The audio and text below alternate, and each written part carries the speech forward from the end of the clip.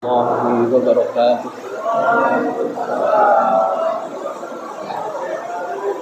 الحمد لله رب العالمين وبه نستعين على أمر كل الدين.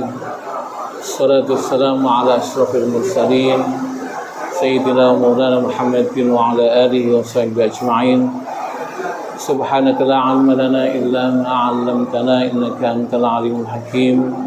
رب اشرح لي صدري ويسر لي أمري واحلل عقدة من لساني يفقهوا قولي. أما بعد. الفاتحة. أعوذ بالله من الشيطان الرجيم. بسم الله. الحمد لله رب العالمين. إياك نعبد وإياك نستعين المستقيم صراط الذين أنعمت عليهم غير المغضوب عليهم. Bapak jamaah sekalian, bil khusus kepada pengurus DKM Masjid As-Salam yang mudah-mudahan dimuliakan oleh Allah Subhanahu wa taala. Alhamdulillah, syukurillah, kita bersyukur pada Allah atas limpahan rahmat-Nya. Malam ini kita bisa ngaji bersama walaupun hujan. Mudah-mudahan sekarang kita yang hadir di masjid dimuliakan oleh Allah Subhanahu wa taala. Salam dan salam mudah-mudahan senantiasa terlimpah curah kepada junjungan kita Nabi Muhammad sallallahu alaihi wasallam, keluarganya, sahabatnya dan ikutnya hingga akhir zaman. Kita masih meneruskan bahasan kita pada bahasan yang lalu pada masalah khalqis sabri wa ihtimalul adza. Akhlak sabar dan tahan menderita. Saudara, kalau kita pahami bersama bahwa di antara Allah menghidupkan kita sekalian adalah Allah berkehendak untuk menguji kepada kita sekalian. Dan itu ujian itu merata kepada setiap kita tanpa terkecuali. Sehingga apapun yang ada pada kita sekalian, apapun yang menempel pada kita sekalian, apapun yang terjadi pada kita sekalian adalah bentuk daripada ujian Allah Subhanahu wa taala untuk kita sekalian. Tentu Allah punya kehendak kenapa Allah menguji kepada kita sekalian. Jadi segala sesuatu yang ada pada kita sekalian, apapun namanya, itu ujian dari Allah Subhanahu wa taala. Sehingga orang kaya itu diuji dengan kekayaannya. Orang miskin diuji dengan kemiskinannya. Orang alim diuji dengan kealimannya. Orang awam diuji dengan keawamannya. Yang punya jabatan diuji dengan jabatannya. Yang jelata diuji dengan kejelataannya. Yang punya istri diuji dengan istrinya. Yang punya suami juga diuji dengan suaminya. Yang punya anak diuji dengan anaknya. Yang punya orang tua juga diuji dengan orang tuanya. Semuanya ujian dari Allah Subhanahu wa taala. Tentu namanya ujian, ada sesuatu yang memang kita harus lulus.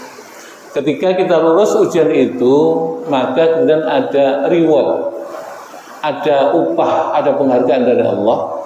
Tapi sebaliknya ketika kita diuji dengan tidak lulus dengan ujian itu, maka ada punishment, ada ancaman dari Allah Subhanahu wa taala. Oleh karena itu penting bagi kita sekalian adalah kita lulus uji atas setiap ujian dari Allah Subhanahu wa taala. Oleh karena itu ketika menempel pada kita sekalian sifat-sifat yang kita senangi atau keadaan yang kita senangi, kira-kira boleh enggak kita bangga dengan itu semuanya? Orang alim bangga dengan kealimannya. Orang kaya bangga dengan kayaannya. Yang punya jabatan bangga dengan jabatannya. Walaupun kadang-kadang dianggap manusiawi karena ini biasa, tapi ini tidak pantas bagi kita sekalian. Karena apa? Pinjaman dari Allah. Maka hakikat hidup itu harus kita pahami ketika kita lahir ke dunia. Kira-kira bawa apa kita? Enggak bawa apa-apa. Tahu apa kita? Enggak tahu apa-apa. Allah katakan, wallahu akhrajakum min butuni ummahatikum la ta'qiluna syai'a. Dalam ayat lain, la ta'lamuna syai'a. Dan Allah mengeluarkan kamu sekalian dari perut ibumu tanpa kamu mengerti apa-apa dan tanpa kamu tahu apa-apa. Ini ya. Ini pertama. Ya, kayak gitu. Dan ujung kita akan dimasukkan ke liang lahat bawa apa?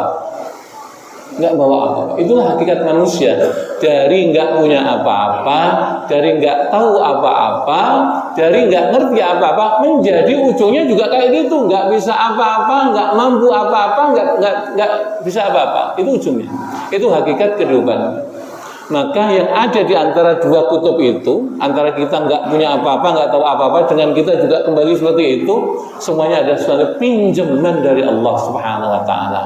Kalau pinjaman kira-kira kita dimintai pertanggungjawaban enggak dengan pinjaman itu? Ya. Diminta pertanggungjawaban oleh Allah Subhanahu Wa Taala. Umpamanya, saya mau pulang kampung. Saya punya duit cash 1 miliar utuh. Saya titipin Pak Endang, ini saya titip duit saya ya, 1 miliar. Saya mau pulang kampung. Kira-kira kalau kemudian saya balik lagi, saya tanyakan nggak sama Pak Endang? Tanyakan. Kalau nggak tanyakan, enak men. Kayak gitu.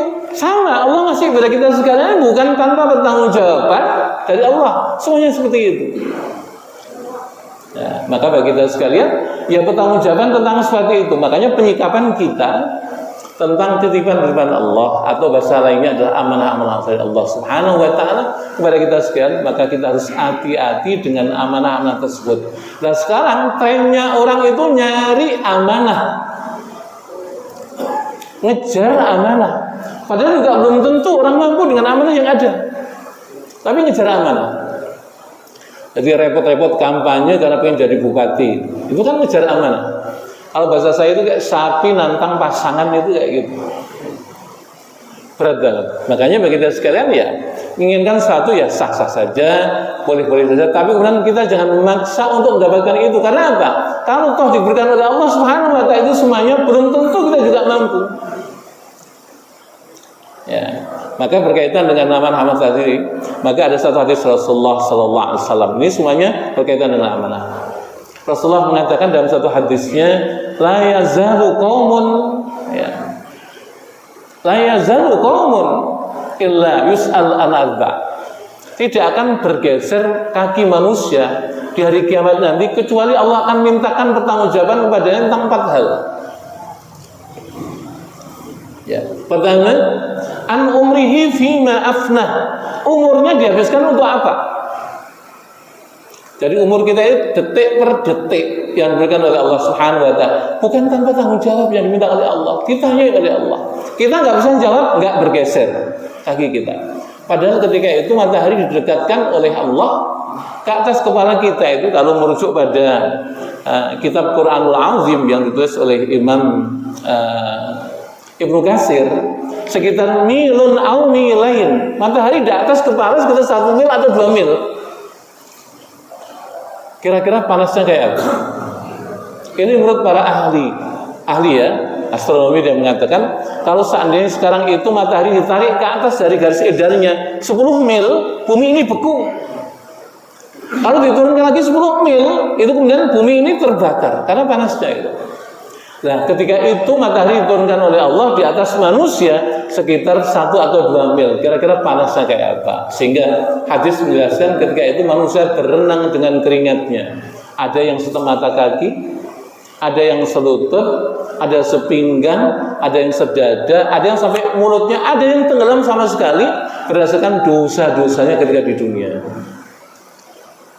Jadi tentang umurnya dihabiskan untuk apa? Maka kita nggak bisa hidup ini menghabiskan umur dengan tanpa diisi dengan kebaikan, nggak bisa, karena ada pertanggungjawabannya. Yang kedua, wa'an ilmihi lima amila bihi. Ilmunya untuk apa dia beramal, atau ilmunya digunakan beramal apa? Makanya kita nggak bisa dengan kepintaran yang ada pada kita sekian, kemudian kita hanya pintar nyari manfaat dengan memanfaatkan orang lain tanpa bisa memberikan manfaat pada orang lain. Ini orang modern kadang-kadang kan seperti ini, orang modern ya, pinternya ngambil manfaat, kadang-kadang juga tidak dibarengi dengan dia bisa memberikan manfaat. Padahal kalau Nabi SAW bersabda, khairun nas anfa'uhum linnas. Orang modern yang penting itu dia mendapatkan manfaat, bukan berpikir dia bagaimana berbagi manfaat. Ilmu, maka hati dengan ilmu. Yang ketiga, wa an malihi min aina ayyaktasabahu wa ilaina anfaqtahu. Tentang hartanya, didapatkan dari mana dan dibelanjakan kemana. Kalau aja didapatkan dari jalan yang halal, tapi ketika dibelanjakan untuk hal yang tidak halal, masalah besar. Didapatkan dari yang halal dibelanjakan untuk nggak halal itu masalah besar. Apalagi kemudian kalau didapatkan dari tidak halal diarahkan pada sesuatu yang tidak halal. Didapatkan dari sesuatu yang tidak halal untuk halal aja nggak boleh. Apalagi didapatkan dari cara yang tidak halal diarahkan pada yang tidak halal lagi. Ini bahaya besar. Makanya satu hadis Rasulullah SAW yang mungkin menjadi perhatian kita secara serius, nanti di akhir zaman ini tidak ada orang yang tidak tersentuh oleh riba. Saya pegawai juga, dapat gaji juga, ya. Biasanya pakai transfer per bank. Kira-kira ada unsur riba nggak? Ada nggak? Ada, kenapa enggak? Cuma kalau dari as-salam nggak pernah ditransfer. Jadi ada unsur riba kayak gitu. Sekarang apa-apa riba sehingga mobil dijanjikan bunyinya mengereng-ereng tapi dit. Karena apa? Kredit riba enggak? Modelnya kayak gitu. Nanti ada yang alasan, Pak, kalau nggak pakai begitu mungkin kita juga nggak punya rumah. Ya sakarepmu, masalahnya kan dibatasi, kita tidak boleh bersentuhan dengan sesuatu yang sifatnya ribawi. Ini. Yang keempat, wa an jasadihi fima ablah. Sehatnya, jasadnya, kuatnya dihabiskan untuk apa? Ini ya. Jadi ada pertanyaan dari Allah Subhanahu wa Ta'ala. Tanpa kita bisa bertanggung jawab, 4 itu nanti kita akan lama sekali di akhirat. Maka yang paling lama dari 4 masalah itu ya semuanya lama. Cuma satu yang paling lama itu berkaitan dengan harta. Nah ini hati-hati harta itu. Maka yang biasanya masuk surganya belakangan itu orang kaya. Orang kaya Pak Radimin itu lama masuk surganya, apa dihisab rupiah demi rupiah didapati kayak gitu. Makanya kalau kemudian sekian orang-orang soleh yang mendalami ilmu tasawuf itu, dia menghindarkan dari menikmati kenikmatan. Pada satu kitab, ini kitab tasawuf, Anda percaya boleh, nggak percaya juga nggak apa-apa. Karena ini dimensinya bukan Quran dan bukan hadis, cuma isinya sejalan dengan itu. Ada seorang yang umurnya sampai 42 tahun itu masih bujangan. Karena takutnya berhadapan dengan wanita, dia menganggap bahwa urusan istri, urusan wanita sesuatu yang berat banget. Daripada nikah nyusah-nyusahin, pertanggungjawaban Allah berat, maka kemudian dia milih. Sehingga ibadahnya luar biasa dan dia nggak nikah-nikah. Cuma ibadahnya luar biasa itu menjadikan dia bertanya kepada Allah, ya Allah, siapa nanti kelak yang menjadi istriku di surga nanti? Siapa yang akan jadi istriku nanti di surga? Maka kemudian dia mendapatkan jawaban, ternyata istrinya ada si fulanah itu yang tinggalnya di negeri anu, di kampung anu.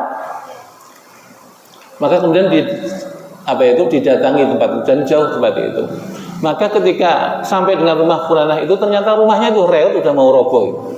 Cuma yang hebat itu ada di depannya itu banyak ayam-ayam yang bercengkrama dengan musang. Serigala-serigala yang bercanda dengan kambing. Mana aja ceritanya apa itu serigala bercanda dengan kambing atau musang bercengkrama dengan ayam, enggak pernah. Tapi itu ada. Jadi semuanya berkeliaran akur damai. Maka dia melihat bahwa kemudian ini suatu yang luar biasa. Ini mungkin karena karomah orang itu yang ditunjuk itu. Ternyata kemudian dia memberanikan diri untuk bersalam kepadanya. Assalamualaikum. Tanpa melihat orangnya, maka dapat jawaban Waalaikumsalam. Terus dia tanya, saya pengen ketemu dengan Anda. Enggak boleh kamu ketemu dengan saya. Kalau kemudian kamu nekat bertemu dengan saya, akan saya lempar dengan sesuatu. Maka saya enggak pengen ketemu dengan Anda secara hakiki. Cuma saya pengen tahu amalan apa sehingga akan mendapatkan jawaban dari Allah Subhanahu wa Ta'ala bahwa jodohku adalah engkau. Maka kemudian wanita ini menjawab bahwa yang aku amalkan adalah aku lebih senang mendapatkan penderitaan dibandingkan mendapatkan nikmat. Saya ulangi. Jadi kalimat ini, wanita ini mengatakan aku lebih senang mendapatkan penderitaan, mendapatkan kesusahan lebih senang daripada aku mendapatkan nikmat. Kira-kira kalau model kita ada yang kayak gitu nggak? Para timin, alah kumpal. pasti yang dicari kayak gitu itu. Nah, ini berkaitan dengan kenikmatan dari Allah. Makanya bagi kita sekalian memahaminya bahwa nikmat-nikmat itu punya konsekuensi yang akan dimintakan oleh Allah Subhanahu wa taala, bagaimana kita mengelola nikmat itu semuanya ketika di dunia. Nah, makanya ketika kemudian kita diberikan penderitaan, ini bahasanya penderitaan. Kalau orang diberikan oleh Allah musibah penderitaan itu sebenarnya Allah berkehendak untuk memberikan rahmat. Saya membaca kitabnya Syekh Mutawalli Asy-Sya'rawi, seorang guru besar di Al-Azhar. Jadi mereka menyatakan satu riwayat ini bukan cerita ya. Jadi beliau mengatakan ketika Allah menurunkan bala kepada satu orang atau satu kaum atau kemudian musibah kepada satu orang, maka berkaitan itu Allah menurunkan rahmat untuknya. Udah, lari ke kita aja. Jadi kalau kita diberikan oleh Allah Subhanahu wa taala penyakit, maka bareng dengan itu Allah menurunkan rahmat untuk kita sekalian. Paling enggak begini, ketika kita diberikan penyakit dan kita sabar, maka kemudian Allah akan mengampuni kita. Kalau diampuni oleh Allah itu yang diucapkan alhamdulillah atau innalillah. Ayo RQA Pak Budi. Kalau kemudian kita diampuni oleh Allah, yang kita ucapkan alhamdulillah atau innalillah. Alhamdulillah. Kalau kita sakit alhamdulillah atau innalillah. Bingung kan? Saya ulangi lah supaya kita paham. Kalau kemudian kita diampuni dosa oleh Allah Subhanahu wa taala, yang kita ucapkan alhamdulillah atau innalillah? Alhamdulillah. Kalau kemudian kita diberikan sakit yang dengannya kita akan diampuni dosa oleh Allah, yang kita innalillah alhamdulillah. Enggak konsekuen. Jadi kayak gitu. Inilah, tapi sebenarnya musibah yang ada pada manusia itu bahasanya sudah aksiomatik, udah pasti. Karena apa? Ketika 50.000 tahun sebelum langit dan bumi diciptakan oleh Allah, Allah sudah menetapkan takdir atas semua manusia, atas semuanya. Kapan dia lahir, kapan dia mati, kapan dia sehat, kapan dia sakit, kapan berhasil, kapan gagal. Itu semua ditetapkan oleh Allah Subhanahu wa taala. Oleh karena itu kalau falsafah saya mengatakan menungso iku sak dermo nrimo ing panggung. Iya.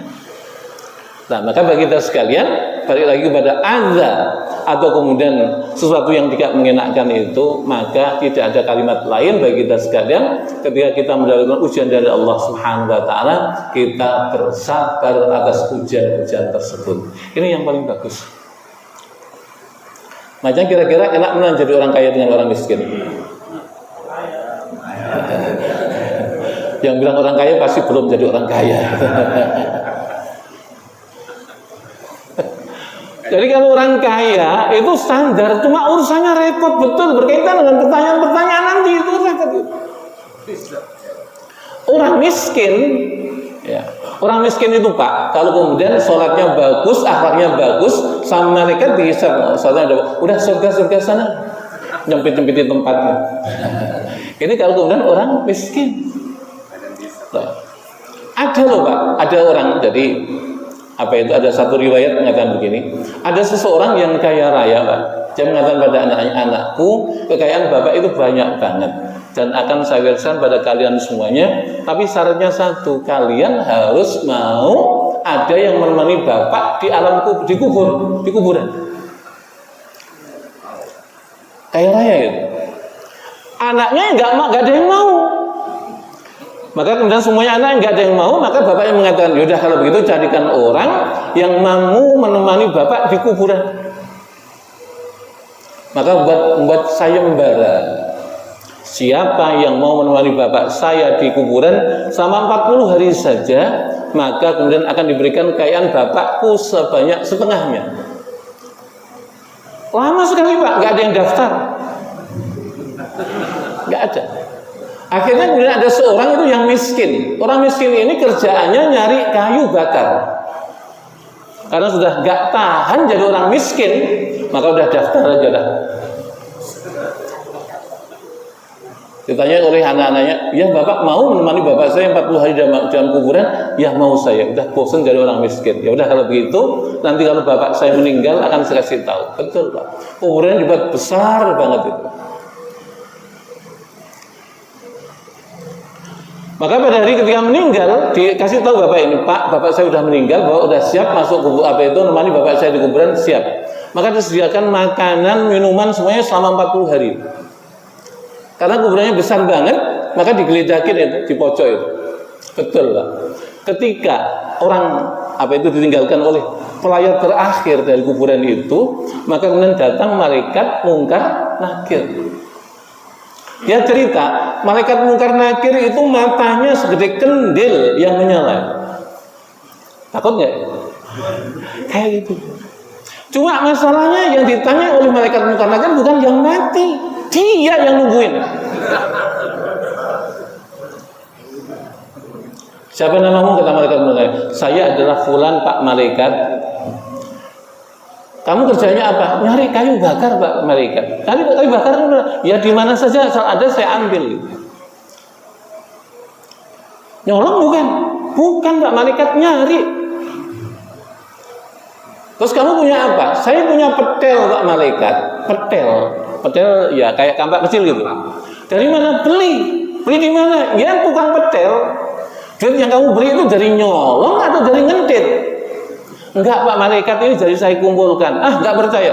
Dibentak-bentak kayak apa ya orang itu. Pikir kamu, dari mana duitnya? Capek malaikat nanyain dia, ditinggal orang itu. Kemudian disilang 1 kali. Terus tiap hari itu dibentak-bentak malaikat selama 40 hari. Maka kemudian dia setelah 40 hari keluar dari tempatnya. Orang-orang sudah menyongsong, sudah menyambut, pengen tahu. Mungkin ya paparazzi atau wartawan online kan tanya. Dan keluarga sudah ngumpul.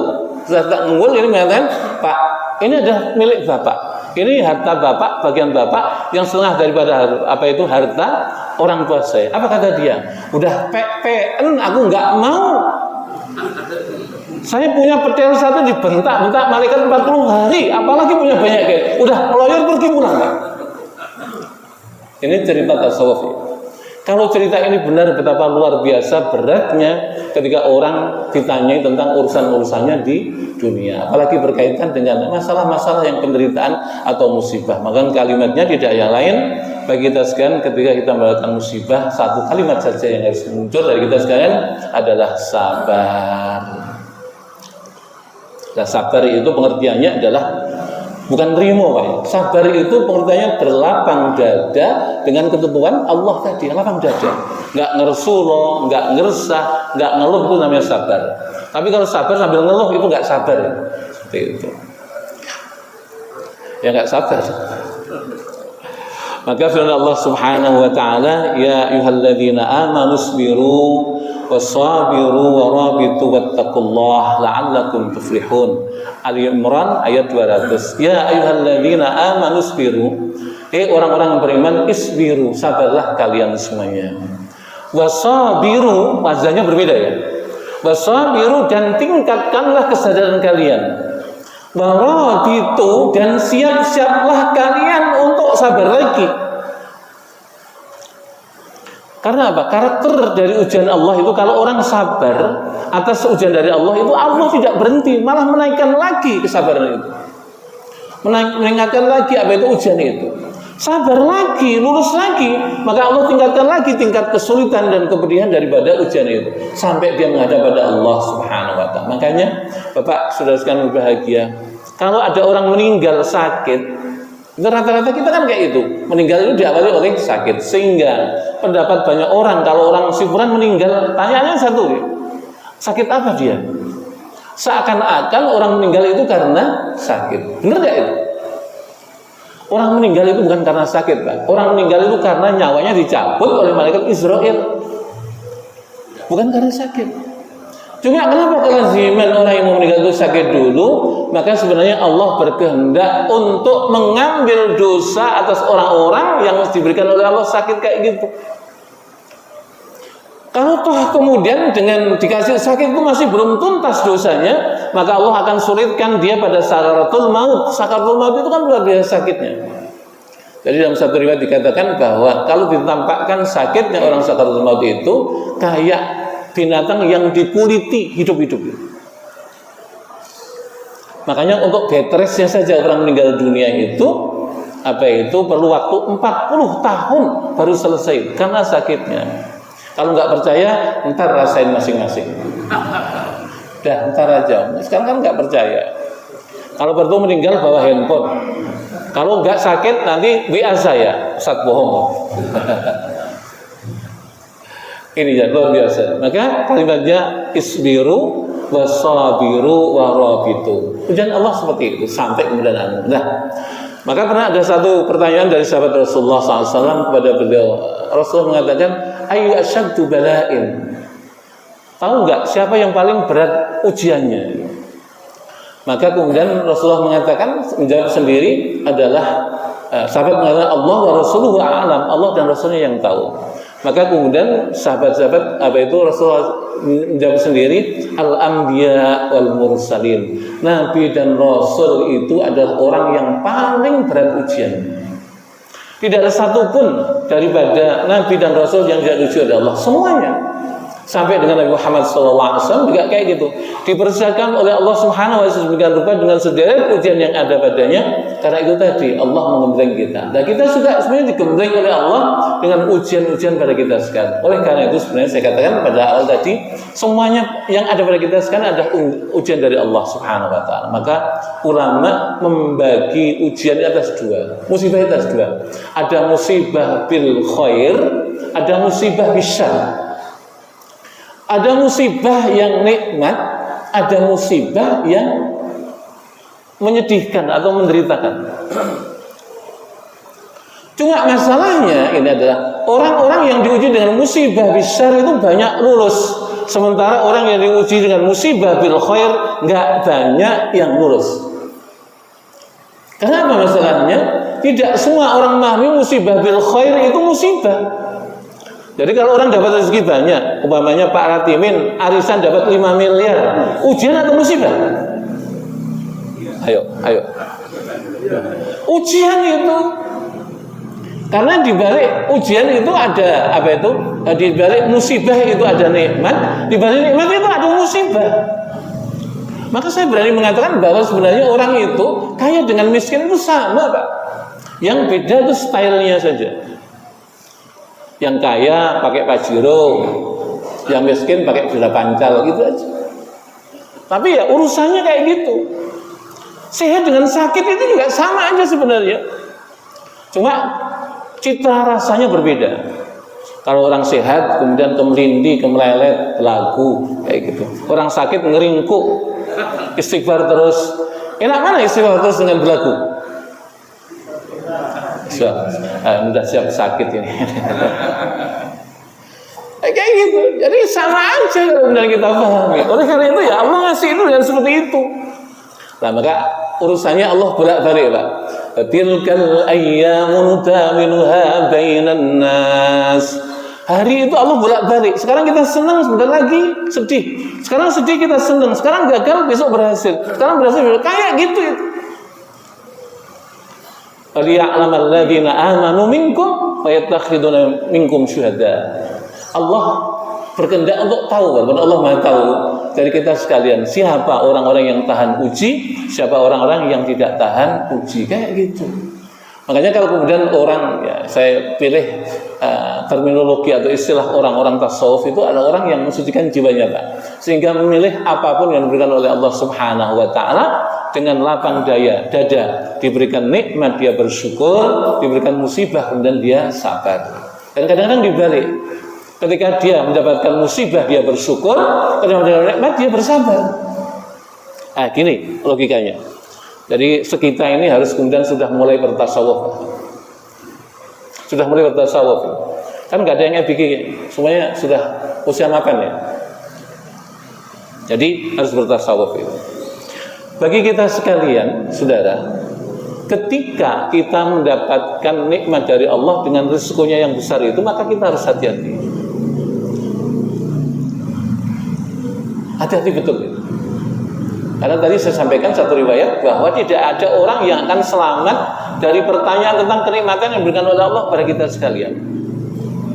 Sebaliknya kalau kemudian orang diberikan musibah oleh Allah yang tidak enak itu rata-rata lulus, Pak. Rata-rata lulus dia. Nah, kalau kemudian kita dikasih musibah itu enaknya mengucapkan alhamdulillah atau innalillah. Kalau kita standar, Pak, standar ya, mengatakan alladzina idza asabathum musibah qalu inna lillahi wa inna ilaihi raji'un. Itu standarnya dari syariat gitu. Jadi kalau orang mendapatkan musibah itu katakan inna lillahi wa inna ilaihi raji'un. Cuma dalam prakteknya, Pak Jinanang kemalingan diambil duitnya 100 juta, emasnya 2 kilo. Kira-kira ucapan alhamdulillah atau innalillah?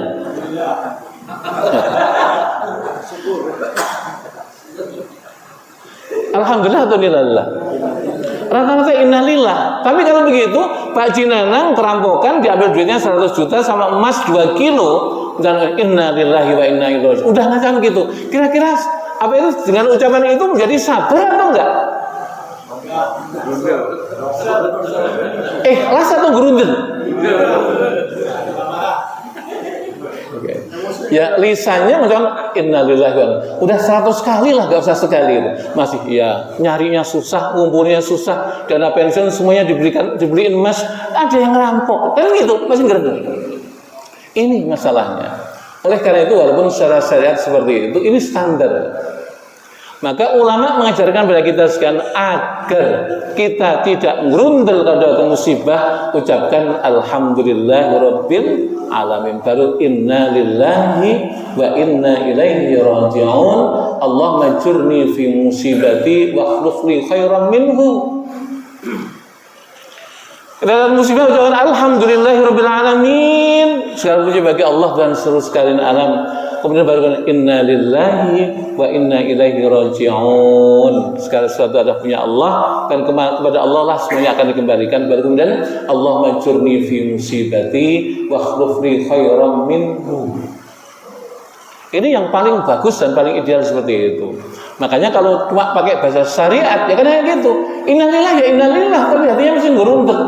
Coba kalau kemudian kemarin kita pakai kawin lagi. Oh, udah dapat 2 atau 3 perempuan, emas 2 kilo loh. Mas beneran ini, bukan mas ratimin, bukan. Kayak gitu. Nah ini ya, makanya bagi kita sekalian hati-hati. Lah, ketika orang sabar dengan musibah dari Allah Subhanahu wa Ta'ala, Allah akan balas dengan kebaikan yang banyak. Ini pentingnya. Tidak ada sesuatu yang hilang dalam catatan Allah Subhanahu wa Ta'ala tentang kita sekalian, atau tentang penyikapan kita terhadap sesuatu yang terjadi pada kita di dunia. Jadi kalau bapak kecolongan atau tertipu dan sebagainya, umpamanya di dunia kan hilang itu, tapi dalam pandangan Allah enggak, ada gantinya. Jadi kalau kemudian kita kecuri, ketipu, kemalingan dan sebagainya, bapak ikhlas itu ujian dari Allah Subhanahu wa Ta'ala, itu laksana bapak sedekah dengan sesuatu yang hilang itu. Ini kalau sabar. Tapi kalau gerundel, ya nggak ada apa-apanya. Sama. Jadi kalau dapat musibah atau dapat nikmat itu beda. Kalau dapat nikmat, alhamdulillahirabbil alamin, baru inna lillahi baru kemudian kalimatnya inna lillahi wa inna ilaihi raji'un. Kembali ya. Jadi kalau mendapatkan musibah, alhamdulillah dulu, baru inna lillahi wa inna ilaihi raji'un, dan diteruskan dengan doa Allahumma ajurni fi musibati wa akhlif li khairan minhu. Tapi kalau kemudian kita dapat nikmat, ucapkan alhamdulillahirabbil alamin, baru kemudian inna lillahi wa inna ilaihi raji'un. Bisa kayak gitu? Maka ketika kita dapat nikmat, kita nggak berlaku, nggak sombong, nggak bongah. Kenapa? Hakikatnya itu titipan dari Allah Subhanahu wa Ta'ala. Dititipi kok bangga. Maka saya tertarik dengan perkataan Kiai Zainuddin MZ. Jadi orang itu kayak tukang parkir, kata dia. Tukang parkir itu ketika ada yang parkir Lamborghini, Rolls Royce, umpamanya gitu. Apes-apesnya Alphard, apes-apesnya gitu. Kira-kira bangga nggak dia dengan yang parkir itu? Enggak. Kenapa? Dia hanya menjaga tok, bukan milik dia. Ketika mobil itu pulang satu persatu, dia juga nggak sedih, enggak. Kenapa? Dititipin tok. Kira-kira bisa nggak kayak gitu? Ya. Dipetokin sekalian mentok. Kayak gitu. Kehidupan dunia itu kayak gitu. Apa yang ada pada kita semuanya kayak gitu. Saya dulu punya forum diskusi Pak dengan Bang Imad, Profesor Abdul Rahim, Imaduddin Abdul Rahim. Ada diskusi. Diskusi ini antar benua Pak. Ada yang di Australia, ada yang di Belanda, ada yang di Jerman, ada yang di Indonesia, ada yang di Amerika. Orangnya hebat Pak. Beliau itu saya kenal hafal Quran. Padahal kemudian hafal Qurannya itu di Amerika Pak. Dia keturunan dari Siantar Pak. Cuma jadi orang Bandung. Petinggi di Masjid Salman, hafal Quran Pak. Tapi ketika kemudian dia sakit Pak, hilang hafalannya itu. Jadi ngomong sama saya, Ustaz, saya itu sekarang paling sedih karena hafalan Al-Quran saya hilang. Fatihah saya seulang-ulang demikian kali. Jadi untuk sholat itu ulang Fatihah berkali-kali. Dan kadang-kadang saya minta kepada Allah, ya Allah kalau seperti ini saja, mending saya mati. Apa tandanya? Ternyata ilmu yang ada itu juga bisa kalau Allah berkehendak diambil oleh Allah Subhanahu wa taala. Apalagi cuma istri. Pak Latifin kalau istri meninggal innalillah atau alhamdulillah. Alhamdulillah paling pelan-pelan. Kalau alhamdulillah kencang diserampang sama saudara. Kayak gitu. Jadi semuanya kayak gitu. Enggak ada yang abad dalam abad, enggak ada. Yang semuanya ada, semuanya semu diberikan oleh Allah Subhanahu wa taala. Makanya nanti dalam bahasan ihsan, kenapa kemudian kita harus berihsan? Tapi nyurik tok ini belum kita bahas gitu. Kita ihsan itu apa pengertiannya? Ihsan itu adalah berbuat baik karena merasa dipandang oleh Allah Subhanahu wa taala. Maka pada kita sekalian, apapun yang mampir pada kita, yang kemudian sekarang menjadi atribut kita, maka rawat dengan baik dan benar, pahami dengan benar agar kita tidak salah memahami itu semuanya. Maka kemudian ketika kita menjadi orang yang melihat musibah, sabar atas musibah itu dan bergembira dengan Allah Subhanahu wa taala atas iming-iming balasan pahala dari Allah Subhanahu wa taala. Ketika kita dapat nikmat dari Allah Subhanahu wa taala, hati-hati dengan itu semuanya karena semua yang diberikan pada kita sekian ada akan kita pertanggungjawabkan di hadapan Allah Subhanahu wa taala. Lah, kok kayak begitu? Jadi hidup itu susah. Jadi orang kaya juga susah, jadi orang miskin juga susah. Jadi orang alim susah, jadi orang alim susah. Kayak gitu hakikat manusia. Coba kita baca ayatnya. Allah mengatakan, "Laqad khalaqnal insana fi kabad." Laqad khalaqna, kata Allah, sungguh kami ciptakan al-insan, manusia fi kabad, kadang-kadang sudah serba repot, serba susah. Kalau kita jadi orang kaya, repot nggak? Repot, banyak urusannya. Bisa sholat jamaah juga alhamdulillah, repotnya luar biasa. Meeting dengan ini, meeting dengan itu, rapat dengan ini, rapat dengan itu, ngurusin banyak itu. Jadi orang kaya repot. Kalau jadi orang miskin repot nggak?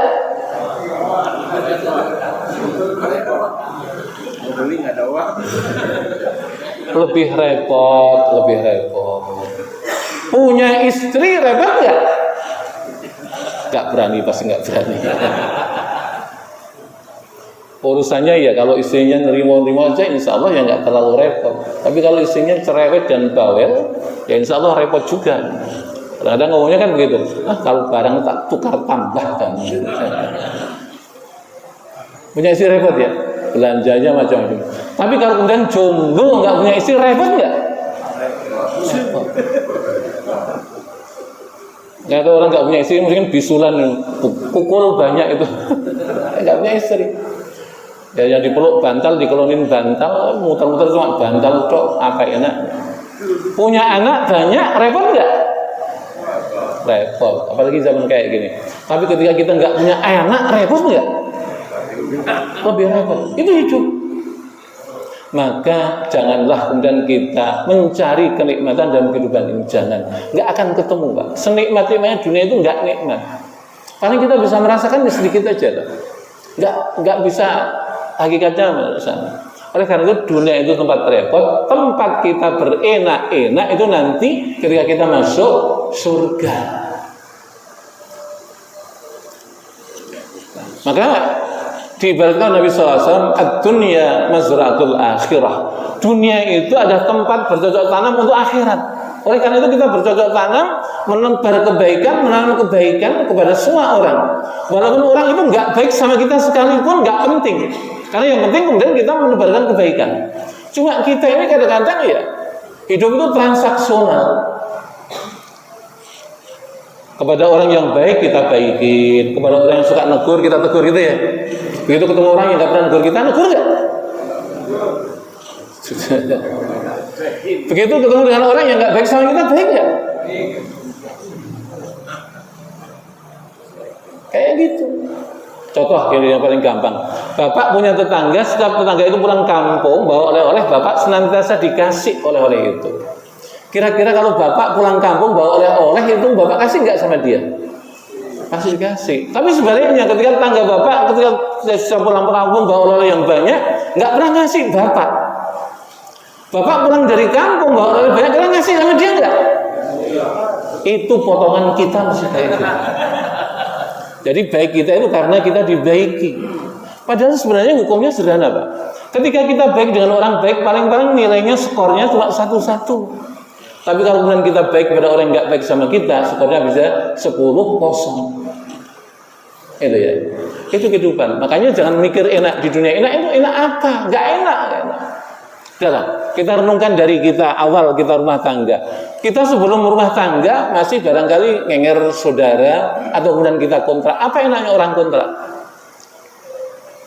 Tapi dibandingkan dengan kita ikut saudara, enak kontrak. Walaupun kemudian kita gitu makan pas-pasan. Cuma kemudian kita ke warteg dengan modal sekian ratus rupiah, makan sama ini itu dan sebagainya. Terus kemudian hidup bertambah, berkembang dan sebagainya. Bapak tinggal di rumah, punya rumah sendiri. Kira-kira enak mana di rumah kontrakan dengan rumah sendiri? Enak rumah sendiri. Kita bapak kemudian makin melejit dan sebagainya, kemudian rumahnya ber-AC dan sebagainya. Tentu lebih enak lagi. Pertanyaannya, kemana enaknya bapak kontrak ketika bapak sudah punya rumah sendiri dan bagus? Kemana perginya nikmat enak itu? Sama, ketika bapak baru bisa makan dengan sayur dan nasi dengan tempe goreng, enak betul. Tapi ketika bapak bisa makan dengan ayam goreng, sudah beli lagi. Pertanyaannya, kemana enaknya makan tempe goreng ketika datang kenikmatan bapak bisa makan dengan dengan ayam goreng? Itu hidup seperti itu. Maka seenak-enaknya, enak enggak enak. Maka ujungnya nanti kayak gitu Pak Ratimin. Ketika kita duit banyak gitu ya, yang dulunya makan apa saja bebas, ketika sudah ada kolesterol tinggi, asam urat, macam-macam. Walaupun bisa beli durian, nggak boleh makan durian. Kenapa? Ya kayak gitu. Itu enaknya enak. Makanya enaknya dunia itu ya tetap aja tidak enak. Makanya kalau kemudian kita di dunia hanya mencari keenakan, nggak ketemu. Saya dulu itu kalau makan durian itu, namanya durian montong itu satu sendiri, insya Allah bisa habis. Sekarang secuil aja nggak boleh, paling nggak sama istri. Kayak gitu ya Allah, kayak gitu. Jadi dunia itu kayak gitu.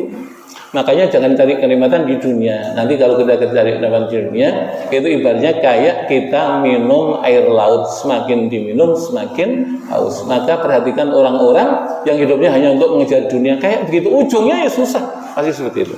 Maka bagi kita sekalian dijanjikan kenikmatan oleh Allah yang hakiki, yaitu ketika sampai dengan Allah Subhanahu wa taala dan dimuliakan oleh Allah. Maka sarannya sekarang bagi kita sekalian.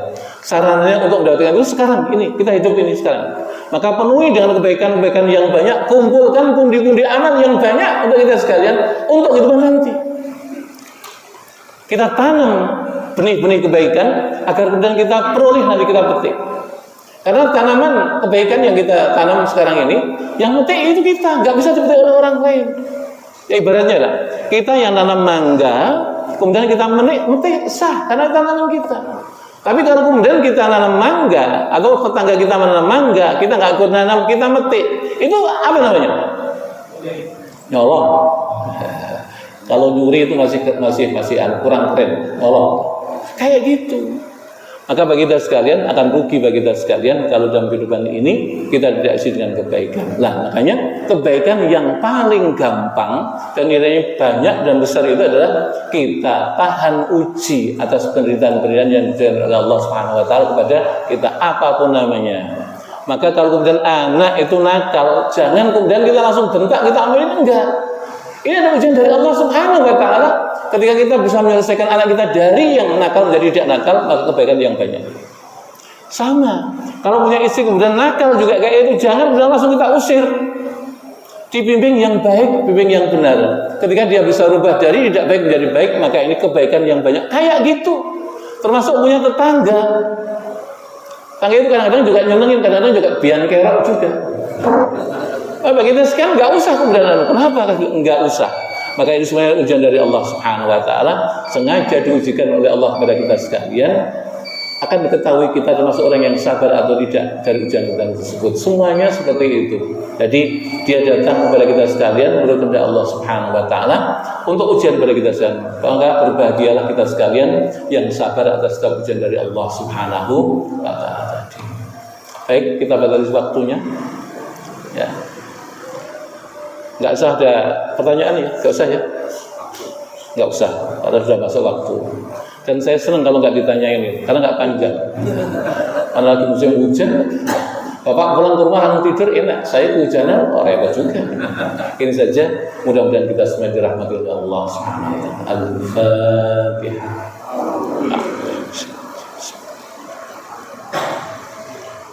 Ya ter'amdin sa'an sa'atul mustaqim siratal ladzina an'amta 'alaihim ghairil maghdubi 'alaihim amin.